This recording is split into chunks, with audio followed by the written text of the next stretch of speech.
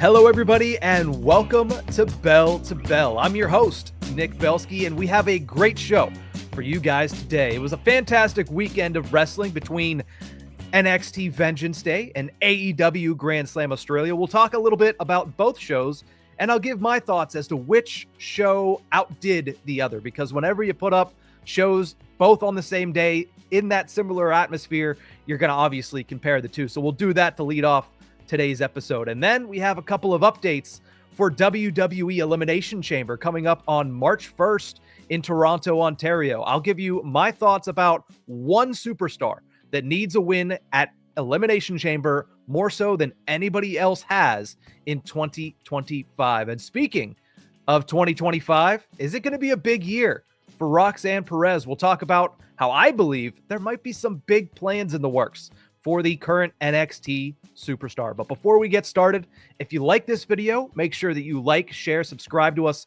on YouTube by searching Nick Belsky on YouTube, or if you prefer the audio version, you can find it on Spotify by searching Bell to Bell. But let's get started with what we saw last weekend before we talk about what we could see here in the next couple of weeks. I enjoyed both shows. I enjoyed NXT Vengeance Day.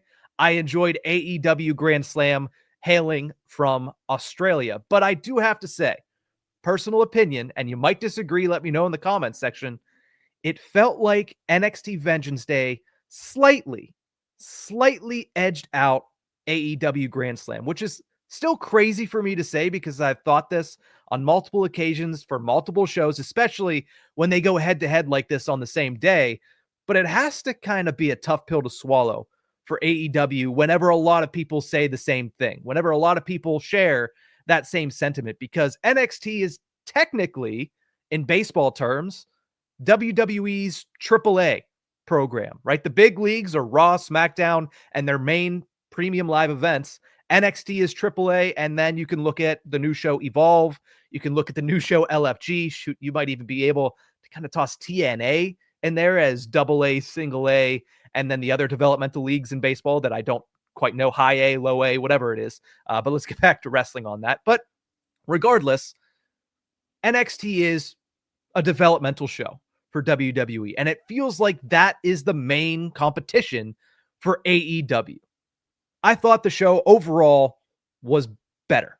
I think the in-ring work was comparable. I would probably give the edge in that category to AEW, and it should be the case because that is their top brand. That is their top stars going at it. Their world champion was in action on that pay-per-view.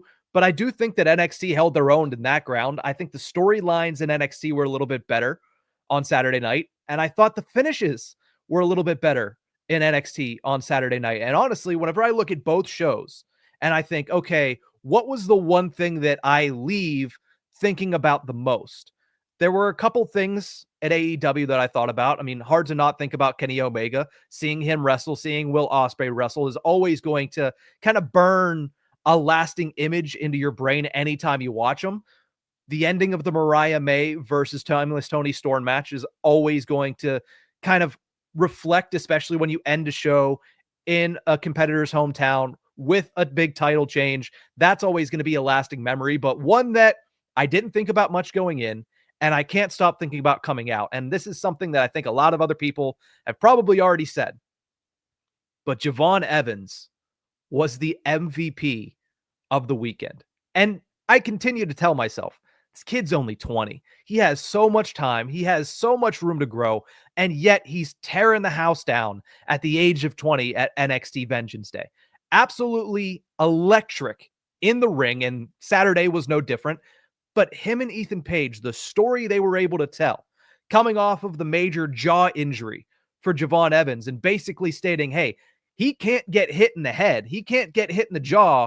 If he does, this is over. And the story that they told over that match of Ethan Page continuing to go after the jaw, Javon Evans knowing that, hey, he must protect it at all costs, but still wanting to get in offense, wanting to get the victory over Ethan Page. And then finally, you have that one beautifully executed punch that hits Javon Evans as he's flying through the air, and it ends it in favor of Ethan Page. So in a losing effort, Javon Evans, to me, was the MVP of the weekend on either show. And that is why I also feel like NXT might have just edged out Grand Slam. However, I've seen a lot of people bash on this pay-per-view, this whatever it was, because I think that's part of the reason that people didn't have the greatest opinion of Grand Slam, but I've seen a lot of people bash that show. They had some pitfalls. I'm not going into the ring size because that was a little weird in the opening match, but it's something that after the opening 5 minutes, I personally forgot about. Yeah, you'd notice it from time to time, but it didn't really matter. I don't think it affected any of the in-ring work. I don't think it affected the show. If it affected you, then you're not paying attention to the right things, in my opinion. But the ring size to me wasn't one of the pitfalls. I think it was just marketed poorly. I mean, it was on at 10:30 on a Saturday night, and I understand they have a television contract, they have a television deal where they don't always determine the time slot. But whenever something is pre-taped and you let it go for that long before it actually airs, it's going to take a little bit of the wind out of its sails. And I think that is exactly what happened on Saturday night. Not only that, but when you watch it on Max, which is how I watched it, if you watched it on Max, the streaming service, they had it as an episode of Collision. Like, that's the kind of small things that you look at it and then you're watching it and you're like, is this just another episode of Collision, but they had it in a really cool location, so they rebranded it a little bit? When you look at the card, I mean, you don't have Adam Page and MJF continuing their feud at all. You don't have Swerve Strickland, who is arguably one of the biggest stars on that brand. You don't have Ricochet, who's a rising heel in that company. You did have a lot of names, like I mentioned already. Kenny Omega. You had Kyle Fletcher, who's been really good over the past year. You had Konosuke Takeshita. That was really good. I thought Harley Cameron versus Mercedes Moné was really good and had the crowd really interested. Buddy Matthews versus Okada was interesting. It felt a little weird, but I understand the reasoning behind it. But it felt like it was, one, too close to Revolution, and two, the marketing was just a little off.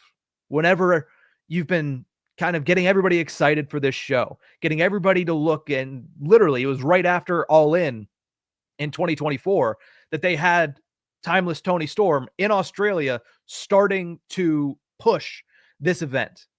And it felt like it was secondary to AEW Revolution.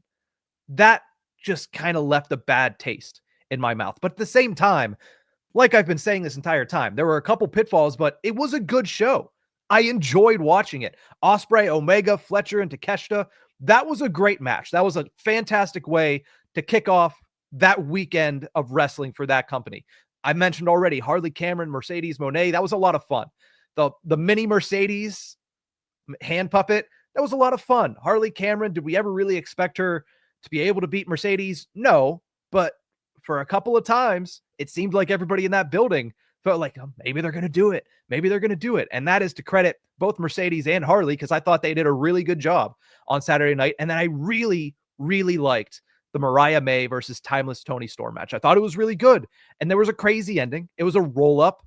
But at the same time, this is something that they've been teasing since Toni Storm came back as her original gimmick in AEW. She had been doing the small package to win matches early in 2025, and eventually she does it to Mariah May. I think it protects Mariah May as somebody that, now that she's lost the title, it's not like she got beat. It's not like she got pinned for the 3 count. It's not like she submitted.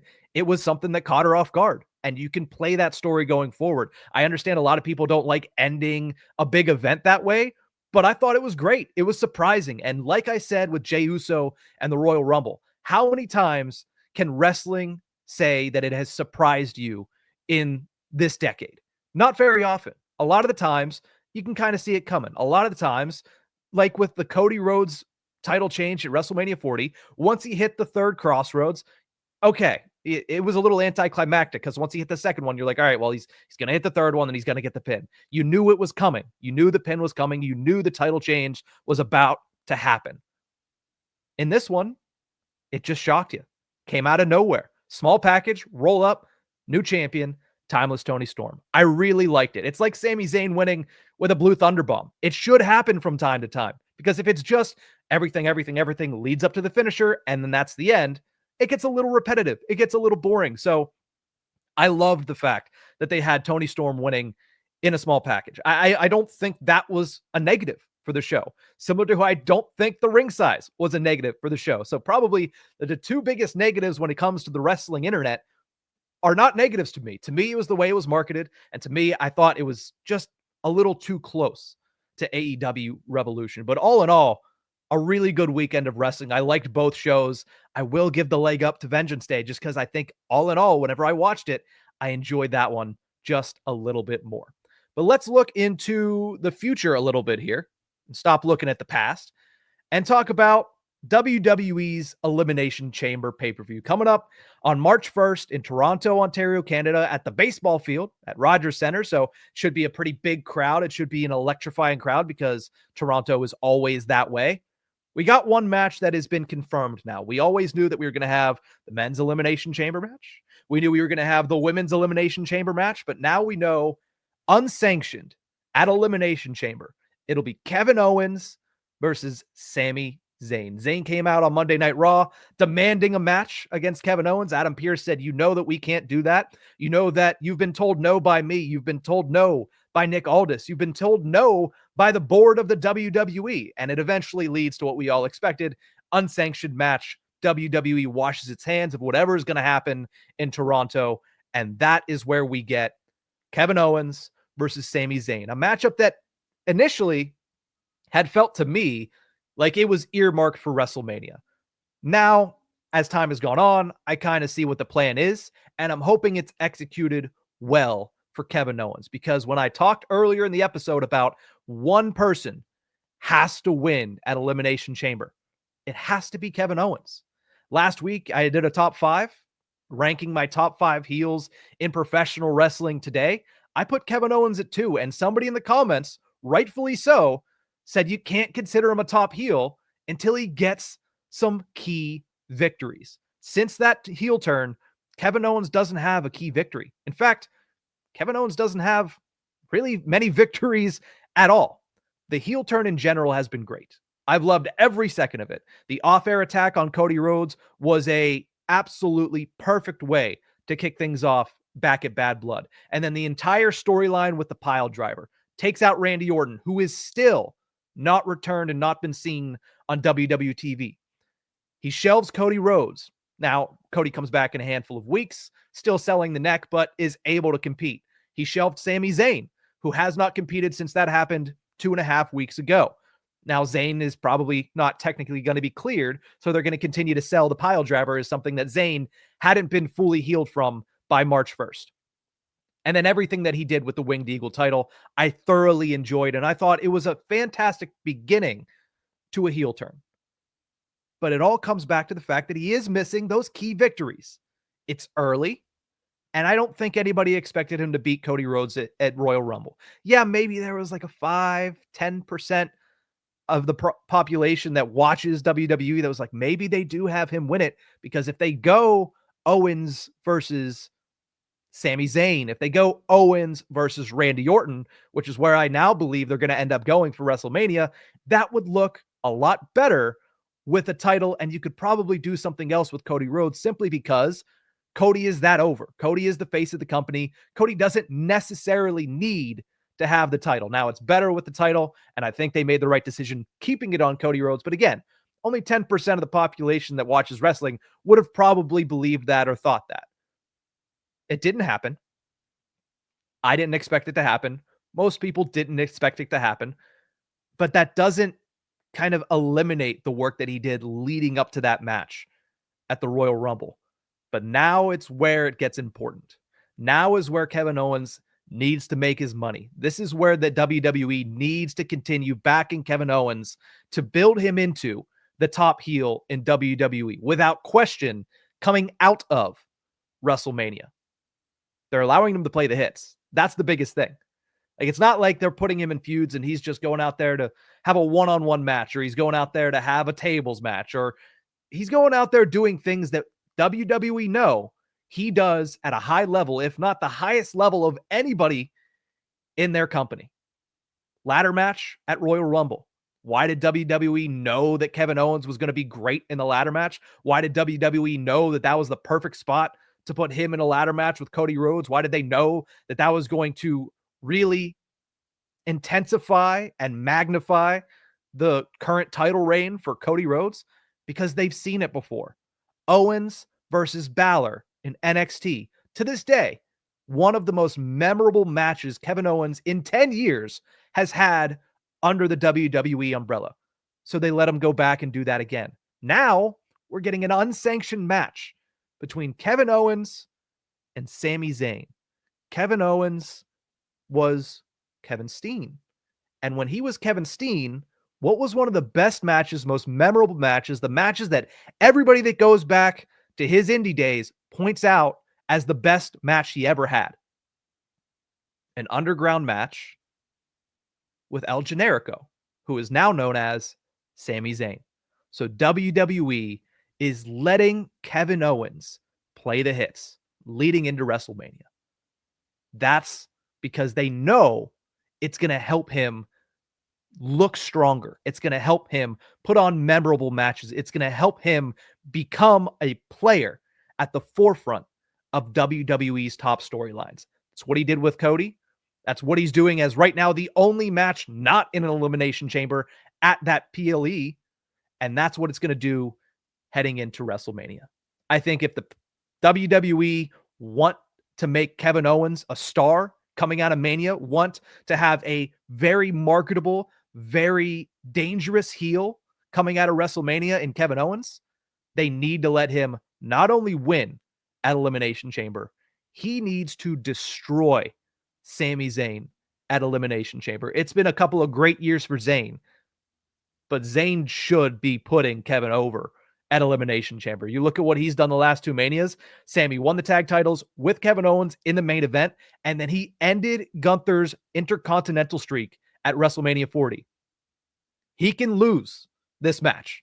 He can take the loss in this match to Kevin Owens. In fact, he needs to take the loss in this match to Kevin Owens, and Owens, like I said, should destroy Sami Zayn, giving him that first key victory since his heel turn. And then we're going to get Kevin Owens versus Randy Orton. Orton's return, whether that be at Elimination Chamber or at the subsequent Friday Night Smackdown after it, is going to return and going to start a storyline after returning from that pile driver that has kept him out of action for the last several months. And when that happens, it should culminate at WrestleMania 41 with Kevin Owens destroying Randy Orton and making a statement that he is the most dangerous man in WWE. And then he can go back to being the prize fighter, the top heel in the company, and a prize fighter that's going after world champion